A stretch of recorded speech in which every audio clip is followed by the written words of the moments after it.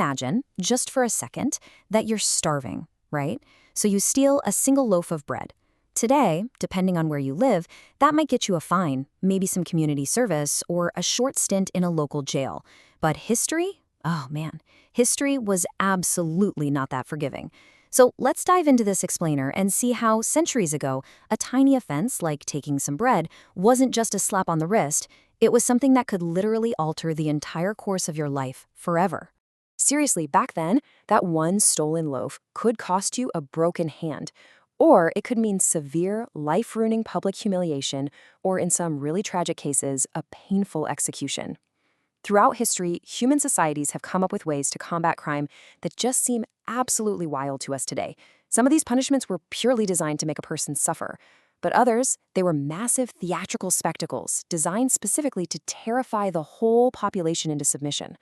From ancient Rome all the way to the Middle Ages, and from massive Asian empires to the era of global colonialism, we're going to unpack some of the most extreme, bizarre punishments ever devised. All right, part 1, Antiquity, eye for an eye. To figure out where all this started, we have to travel back nearly 4,000 years to ancient Babylon and the famous Codex Hammurabi. Now, you've probably heard of the whole an eye for an eye concept, right? But the real-world application of it was deeply, deeply unequal. You see, the severity of your punishment heavily depended on the social class of the person you wronged. If you committed a crime against a wealthy, high-status person, you were punished way more severely than if you did the exact same thing to a poor citizen. It's a pretty sobering reminder that in early societies, justice was definitely not blind. It was heavily weighted by exactly who you were and who you crossed. Okay, fast forward a couple of millennia to ancient Rome, the mighty Colosseum. Now, this wasn't just a place for gladiators to fight. It was a massive stage for public executions. And honestly, one of the most terrifying was damnatio ad bestias, basically the official sentence of being thrown to wild animals. A condemned person would be shoved into the arena to face a lion, a tiger, or a bear, while literally thousands of people cheered from the stands. But to really get this, we have to understand the psychology here. For the Romans, this wasn't just about punishing a crime. It was political theater. Emperors used this brutal spectacle to project total power and, frankly, to keep the masses entertained. And the absolutely crucial point here is that the people facing these beasts, they weren't just your everyday common criminals. The victims in the arena included prisoners of war, enslaved people, and basically anyone deemed a political enemy of the state. If you threatened the status quo in any way, the state could, and literally would, feed you to the lions, turning your death into a horrifying lesson for the rest of the empire. So moving right along to part 2, the Middle Ages, pain and humiliation. As we shift over to medieval Europe, the nature of punishment kind of changed. It wasn't always about a violent, bloody death anymore. It had to be highly visible and just deeply humiliating. The whole goal was to permanently destroy your social status. Take the pillory, for example. You didn't have to commit high treason to end up locked in a wooden frame in the middle of the town square. Everyday, minor infractions could land you right there. Selling spoiled meat, lying to a customer, or, get this, even just getting into a loud public argument. Once you were locked in, you were completely at the mercy of the crowd. Neighbors and strangers alike were allowed, even encouraged, to hurl insults, spit on you, and throw rotting garbage right at you. You could lose your entire livelihood and your standing in the community in just a single afternoon. This was also a heavily religious era, which gave us the terrifying trial by ordeal, or God's ordeal.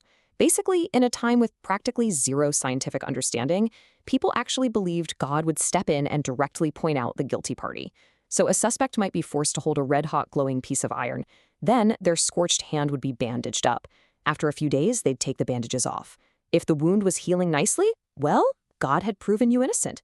But if it was infected, yup, you were guilty. It was literally a game of medical roulette and superstition. And yet, for centuries, it was an entirely official way to dispense justice. Crazy, right? This whole idea of public humiliation really hit a new, awful peak in 16th century England with this incredibly oppressive device known as the brank, or the scold's bridle.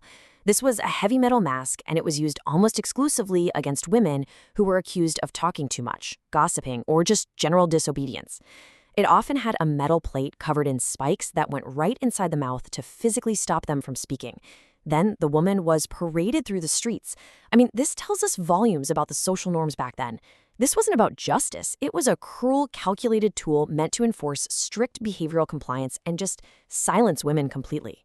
Which brings us to part 3, the guillotine, a humane punishment.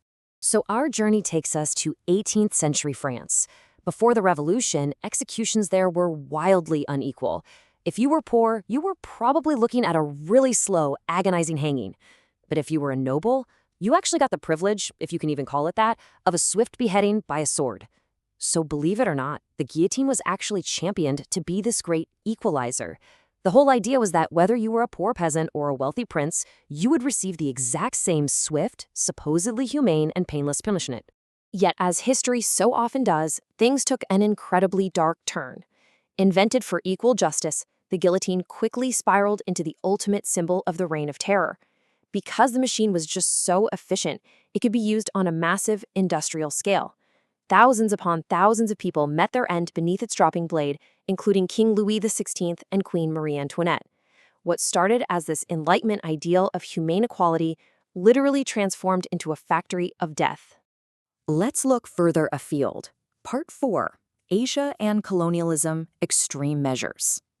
When we look at the broader world, massive empires used some really extreme measures to maintain their grip on control. In ancient China, one of the most feared punishments was lingqi, which is famously known in the West as death by 1,000 cuts. Now, this was exceptionally rare. It was reserved only for the absolute worst of the worst offenses, like high treason against the emperor. The intent here was twofold. Obviously, to execute the traitor, but more importantly, to strike absolute, maximum psychological terror into the hearts of the public. Lingqi was designed to visually show the complete and utter destruction of an enemy of the state. It was officially abolished in 1905, but man, it remains one of history's most chilling examples of state-sanctioned terror. Over in Japan, during the Edo period, so between the 17th and 19th centuries, we see a completely different, very culturally bound form of punishment, seppuku. This was a highly ritualized suicide for samurai who had lost their honor. Now, to our modern eyes, this seems incredibly extreme, right? But in that specific cultural context, it was deeply, deeply tied to profound concepts of loyalty, duty, and social standing. It wasn't a prison sentence handed down by some judge. It was a socially recognized way to wash away disgrace. The most famous example, of course, is the 47 Ronin, who avenged their master and then collectively committed seppuku, an act that became absolutely legendary in Japanese culture. Jumping to the year 1788, we hit another bizarre chapter, this time driven by the British Empire. So Britain was facing massively overcrowded prisons, and their solution? Penal colonies.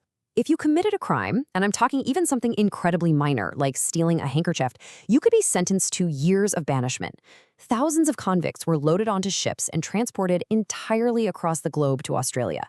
They had to endure these agonizing, months-long journeys in horrific, cramped conditions, completely stripped away from their families and their old lives, all for crimes that today would barely even get you a ticket.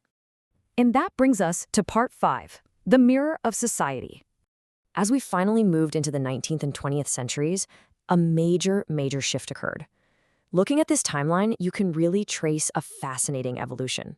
We go all the way from the rigid eye for an eye of Hammurabi to those superstitious trials by ordeal in the Middle Ages, through the terrifying equality of the guillotine, and finally inching toward modern human rights reform. Slowly but surely, society started prioritizing rehabilitation and humane treatment over just pure spectacle and torture. It really proves that our ideas about justice are constantly shifting. What was considered entirely normal and righteous to people centuries ago, we look at it today as unimaginably cruel. Ultimately, all these historical punishments, they were very rarely about actually improving the individual or rehabilitating a criminal. No, they were massive public messaging campaigns. A brutal execution in a town square wasn't really just about the person dying. It was a booming, theatrical message to the thousands of people watching, essentially screaming, "This is what happens when you break the rules." It was entirely about power, fear, and ultimate, unquestionable control. And that brings us to the really profound core of this whole explainer. Our justice systems, they don't just exist in a vacuum. They act as a mirror. The way a society chooses to treat its lawbreakers, especially its absolute worst offenders, reveals everything you need to know about its core values, its deep-seated fears, and ultimately, its level of humanity. Which leaves us with a pretty big question to ponder.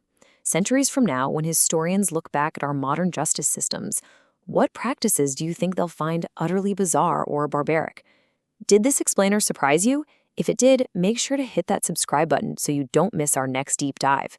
And hey, let us know in the comments what historical topic you want us to cover in our next explainer. Thanks so much for joining me, and as always, keep questioning the past.